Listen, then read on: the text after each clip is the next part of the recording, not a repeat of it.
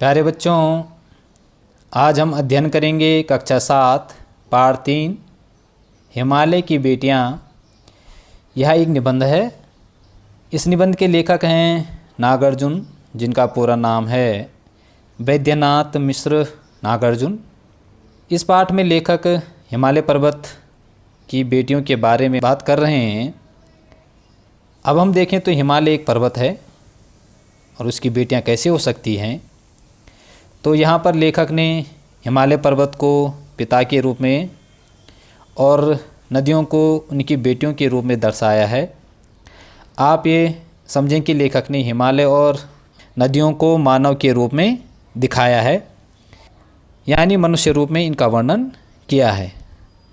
और लेखक ने कल्पना की है कि ये सब मनुष्य रूप में हैं और हिमालय को एक पिता के रूप में, और जो हिमालय से निकलने वाली जो नदियां हैं उनको हिमालय की बेटी के रूप में दर्शाया है। तो चलिए स्टार्ट करते हैं। सभी बच्चे ध्यान देंगे। अभी तक मैंने उन्हें दूर से देखा था, बड़ी गंभीर शांत, अपने मन में खोई हुई लगती थी, सम्राट महिला की भांति वे प्रतीत होती थी। उनके प्रति मेरे दिल में आदर और श्रद्धा के भाव थे। माँ और दादी, मौसी और मामी की गोद की तरह उनकी धारा में डुबकियां लगाया करता। इसमें लेखक ने बताया है कि उन्होंने नदियों को अभी तक दूर से देखा था, अर्थात उनका उद्गम नहीं देखा था जहाँ से वो निकलती हैं। और तब तक लेखक यही सोचते थे कि ये नदियाँ बड़ी गंभीर और शांत स्वभाव की हैं, क्योंकि लेखक ने हमेशा नदियों को मैदानी क्षेत्रों में देखा था जहाँ नदियाँ बिल्कुल शांत रूप में बहती हैं। जब ये उन शांत बहने वाली नदियों को में नहाते हैं तो ऐसा प्रतीत होता था मानो वह अपनी माँ, दादी, मौसी और मामी की गोद में आराम कर रहे हों। परंतु इस बार जब मैं हिमालय के कंधे पर चढ़ा तो वे कुछ और रूप में सामने थीं। मैं हैरान था कि यही दुबली पतली गंगा, यही यमुना, यही सतलुज समतल मैदानों में उतरकर विशाल कैसे हो जाती है। इनका उछलना और कूदना, खिलखिलाकर लगातार हंसते जाना, इनकी यह भावभंगी, इनका यह उल्लास कहाँ गायब हो जाता है। मैदान में जाकर किसी लड़की को जब मैं देखता हूँ, किसी कली पर जब मेरा ध्यान अटक जाता है, तब भी इतना कौतूहल और विस्मय नहीं होता जितना कि इन बेटियों की बाल लीला देखकर।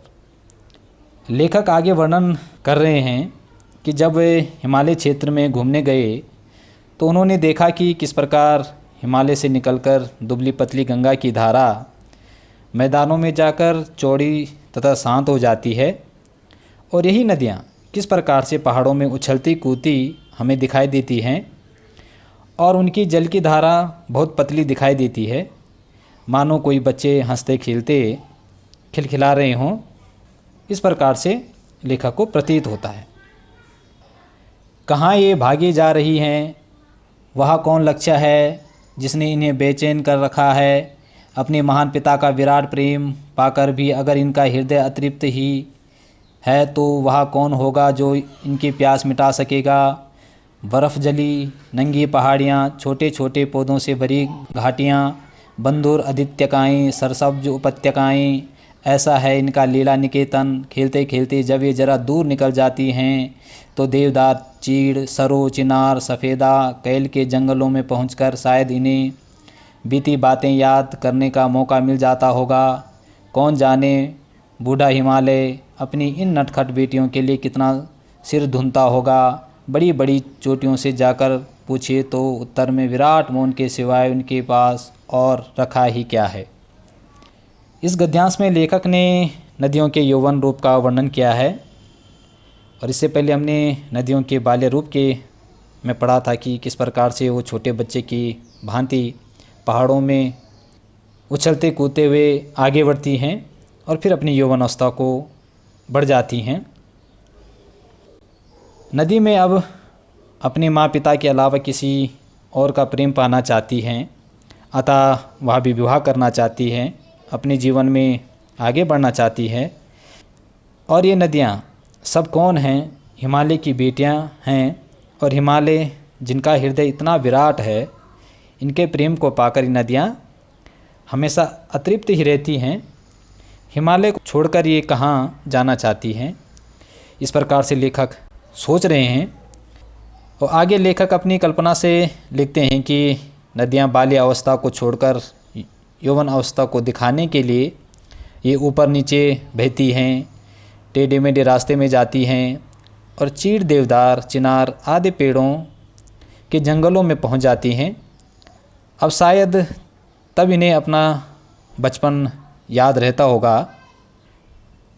लेखक सोचता है कि जिस प्रकार एक पिता अपनी बेटियों के बारे में सोचता है कि ठीक या बूढ़ा हिमालय भी इन नदियों जो कि उसकी बेटियां हैं उनके लिए चिंतित रहता होगा कि आगे चलकर इनका क्या होगा। इस प्रकार से एक पिता की भांति भी हिमालय अपनी बेटी जो नदियां हैं जो उसकी बेटियों के रूप में हैं उनके लिए चिंतित होता होगा। ये लेखक की एक कल्पना है। सिंधु और ब्रह्मपुत्र ये दो ऐसे नाम हैं जिनके सुनते ही रावी, सतलुज, ब्यास, चनाब, झेलम, काबुल, कपिसा, गंगा, यमुना, सरयू, गंडक, कोसी आदि हिमालय की छोटी बड़ी सभी बेटियां आँखों के सामने नाचने लगती हैं। वास्तव में सिंधु और ब्रह्मपुत्र स्वयं कुछ नहीं हैं।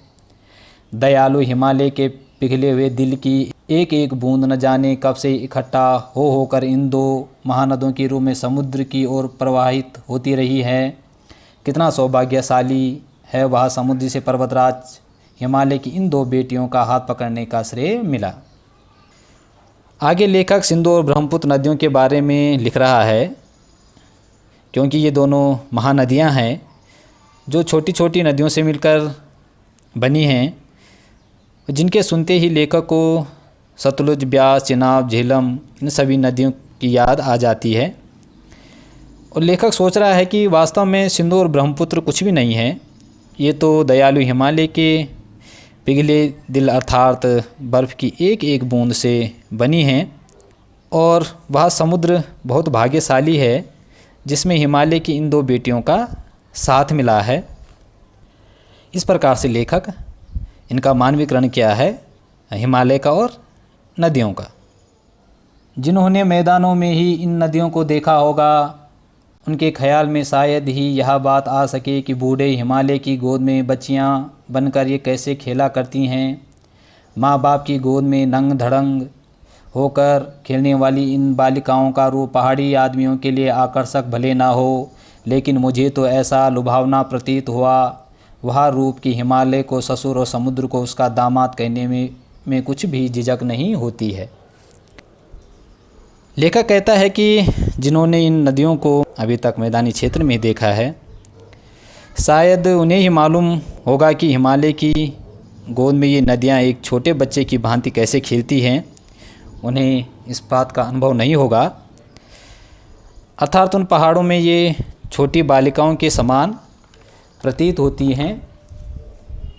आगे लेखक ने लिखा है कि भले ही पहाड़ में रहने वाले लोगों के लिए इन नदियों का बाल्य रूप आकर्षक न हो, क्योंकि वह तो हमेशा इनका बाल्य रूप इन्हें उछलते कूदते हुए देख रहे हैं, लेकिन लेखक समुद्र को दामाद और हिमालय को ससुर कहने में कोई झिझक नहीं होगी।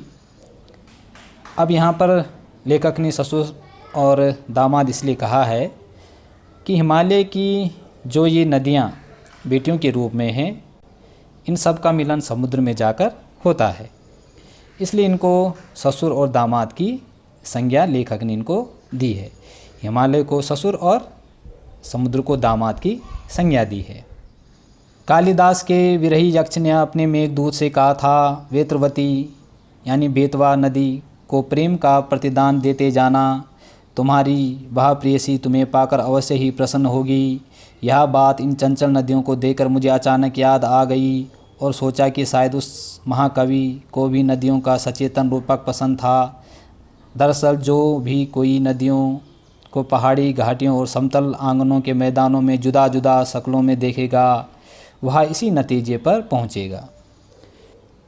तो अब मानवीकरण की जो परंपरा है ये लेखक ने ही नहीं बल्कि ये परंपरा पहले से चली आ रही है, और कवि जो महाकवि कालिदास के समय से ये परंपरा चली आ रही है, उन्होंने भी अपने एक ग्रंथ मेघदूत उनका एक ग्रंथ है जिसमें उन्होंने यक्ष और यक्षिणी के विरह संदेश का वर्णन किया है, और उसको भी उन्होंने एक वेत्रवती नदी का उसमें जिक्र किया है, जिसमें वो मेघदूत को एक दूत के रूप में भेजते हैं और उससे कहते हैं कि हे मेघ, तू वर्षा रूपी जल को ले जाकर जो यक्षिणी हैं, वर्षा रूप में यक्षिणी को यह संदेश दे देना, और इस संदेश को सुनकर वह प्रसन्न हो जाएगी।